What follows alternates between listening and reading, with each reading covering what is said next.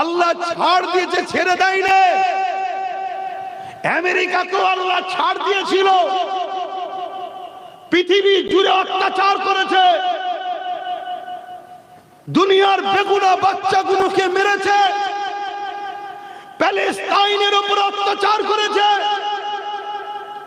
America ইসরায়েলকে সহযোগিতা করে বোম দিয়ে, অস্ত্র দিয়ে, প্লেন দিয়ে নিরীহ প্যালেস্টাইনবাসীর উপরে রক্তের বন্যা ছড়িয়েছে। খোদা ছাড় দিয়েছিল, ছেড়ে দেয়নি। গত 9 দিন হয়ে গেল আমার আল্লাহ আমেরিকাকে ছোট্ট একটা ধরেছে, ছোট্ট, বড় নয়। দুনিয়া ভাবতে পারে এত বিশাল দাবানল কখনো দেখিনি, কিন্তু একজন ইমানদার বলছে এটা একটা ছোট্ট ব্যাপার আমার আল্লাহর কাছে। ওই আমেরিকার আমার আল্লাহ পাক আমেরিকার বুকে এক দাবানল শুরু হয়েছে।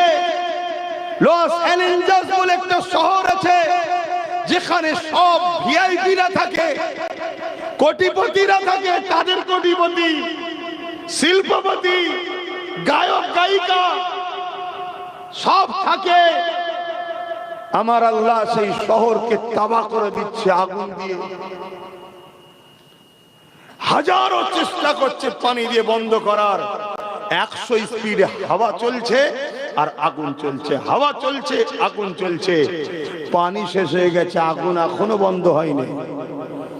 তারা চেয়েছিল ইসলামকে মুছে দেবে, আমেরিকাতে আজানকে ঘৃণা করা হতো। আজকে তারা আগুন বাঁচাবার জন্য, আগুন থেকে বাঁচার জন্য মসজিদের ইমামদের নিয়ে যে বলছে আজান দে বাবা, বাঁচা বাবা, বাঁচা বাবা।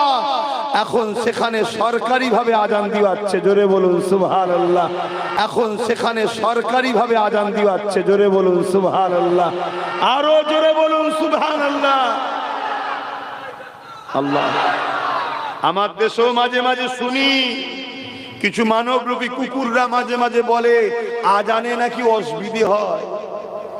আজানে যদি অসুবিধে হয় তাহলে আমেরিকা আগুন বন্ধ করার জন্য বুঝে নিয়েছে আমাদের সব ক্ষমতা শেষ, আজানই দরকার। আর আমেরিকা শিখলো কার থেকে? এটা শুনবেন না।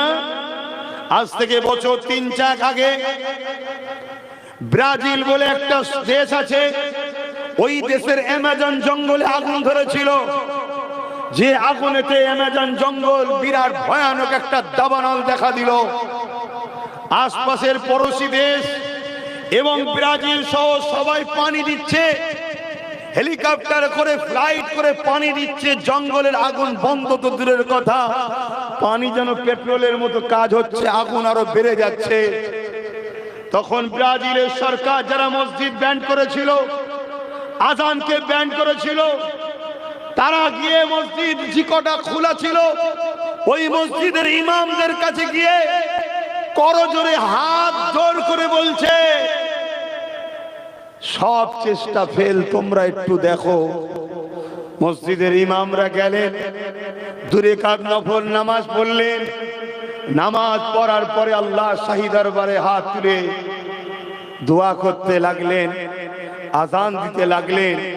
আল্লাহ পাকের রহমতে মেঘলা হলো, পানি হলো, আগুন বন্ধ হয়ে গেল। জোরে বলুন সুবহানাল্লাহ। আমরা ইনসাফ পরায়ণ মানুষ, আমরা মানবতা প্রেমিক মানুষ, কিন্তু রক্তে গোস্তে তৈরি।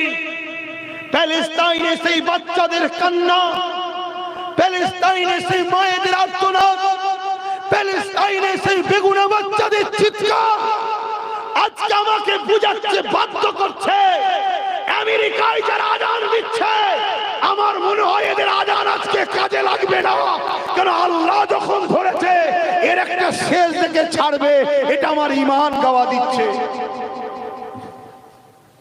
কিন্তু এরপরও আমার আবার বলা দরকার, কেন আমরা নবীর আদর্শে আদর্শিত, আমাদেরকে চেষ্টা করা দরকার মানুষ বিপদ থেকে যেন মুক্তি পায়।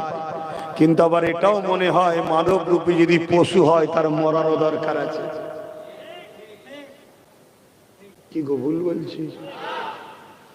তাই আমি তোমাদেরও বলছি, তোমরা যদি আল্লাহর হও, নবীর হও, রেহাই পাবে। এখনো সময় আছে। তুমি মনে করনি আমার বাপ মুসলমান ছিল, আমি মুসলমান, আমি ছাড় পেয়ে যাব। না, দুটো হাত দিয়েছি কি করতে? জুলুম করার জন্য না, জুলুমের হাত থেকে মানুষকে বাঁচাবার। কথা বলো।